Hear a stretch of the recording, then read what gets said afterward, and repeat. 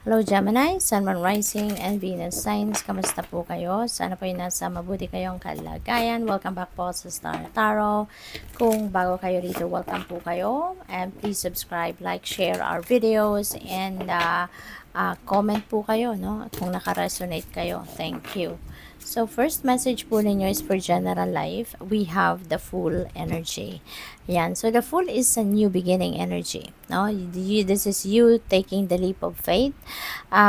This is sort of an adventure, no? Na gagawin ng iba sa inyo. Kasi, gagawin mo na ngayon or sisimulan mo nang mag-take action kayo towards whatever it is that you want to accomplish. No? Kung dati, takot kayong gawin, no? Kung dati siguro ayaw ninyong lumabas sa comfort zone ninyo, pero ngayon there is going to be some kind of energy shift.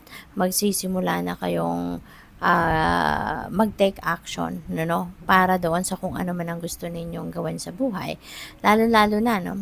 You're taking advantage of an opportunity dito sa buhay ninyo. Mayroong opportunity dito na is coming up, no? At ito yung i-embrace ninyo. Okay? So, para naman sa inyong money, career, and finances, 7 of voices, you really need to be very careful kasi ang naririnig ko agad-agad, Gemini, maybe some of you are interested in one position sa inyong trabaho na gusto ninyong applyan ito, and there could be someone na meron ditong nagbabalak na isabotage yan. Baka mag-a-apply din siya, susulutin sa'yo yung posisyon na yan, pwedeng ganon. Or pwedeng gusto lang niyang pahirapan ka, no? Gusto ko lang niyang ma-stress ka at a-applyan din niya ang trabaho para magkaroon, yung posisyon para magkaroon kayo ng kakompetensya, no? Parang ganon. But para sa iba sa inyo, pwedeng pagdating sa, since this is money, career, and finances area, so mag-iingat kayo sa lahat ng areas, no? Sa pera ninyo, make sure na sinisiguro ninyo yung mga minomonitor ninyo yung takbo ng investments ninyo, minomonitor ninyo yung savings ninyo, minomonitor ninyo yung pera ninyo, yung mga GCash ninyo, yung Maya ninyo, yung mga ganon. Make sure na you are changing your passwords periodically, no? Para hindi siya yung forever yun at yun ang password ninyo. Kasi isa din yan, no? Of protecting your accounts. Okay? At isa pa, yung ano mismo, yung tangible, no, na mga bagay.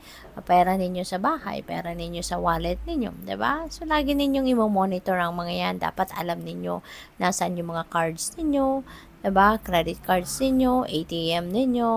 Alam mo 'yon, yung be aware, no? Be aware of everything, no? Lalo-lalo na pagdating sa inyong pera, trabaho, no? Career ninyo, negosyo ninyo,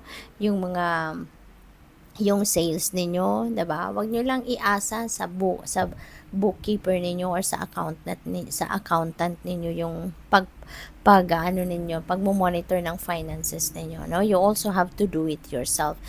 You also need to be aware, no, kung ano ang nangyayari, anong mga transactions, yung mga ganon. So, maging maingat kayo because you never know, no, kung sino yung mga taong nang iinggit sa'yo at pwedeng isabotage ka, pwedeng merong magnakaw, pwedeng magsisinungaling sa'yo, 'di ba? Budulin ka, yung mga ganon. So, at kaya importante na aside from you taking care of your transactions, of your savings, of your money, dapat din, no, wag mong kakalimutan magdasal, no, for your safety and protection. Always call on Archangel Michael, no, to protect you, no. Balutin ka ng kanyang blue sapphire sword of light para na malayo ka, no, sa mga negative energies, para na malayo ka sa mga ganitong klaseng tao, mga low vibration people. Okay?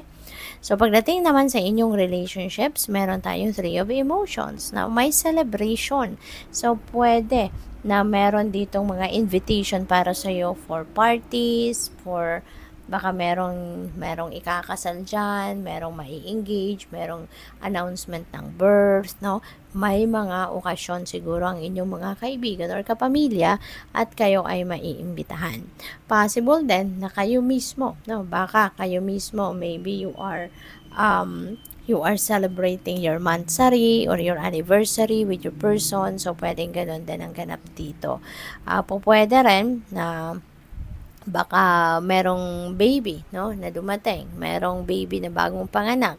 So, maybe yun din ang isa-celebrate ninyo. You are welcoming the baby into this world. Or baka may pabinyag, yung mga ganon, ano? So, masaya. No? This is a celebration. Meron kayong kasiyahan, ano, sa inyong relasyon. Merong siguro kayong milestone na isa-celebrate sa inyong relationship. Kaya, that's really beautiful. So, I would also like to say thank you, no, sa lahat na nag-subscribe na sa aking channel. Thank you very much for your support. Sa hindi nag-skip ng ads, maraming salamat po. And also sa mga nagbibigay po ng donasyon through Super Thanks, maraming salamat for your generosity. God bless you more. At open na po tayo for membership. So, kung gusto nyo pong maging member ng Star Tarot family, welcome po kayo. So, we have the spark of hustle. Ayan. So, feeling ko, related talaga dyan sa the full energy, no? Meron ditong bagong hustle, meron ditong bagong opportunity, bagong possibility na papasukin talaga kayo, na gagawin ninyo, na you are interested, no? With it. Kaya, this is good, no? Talaga magsisipag ka, mag-e-effort ka, at gaganahan ka, no? Gaganahan ka na talagang simulan ng isang bagong plano, no? Magte-take action ka na sa plano mo.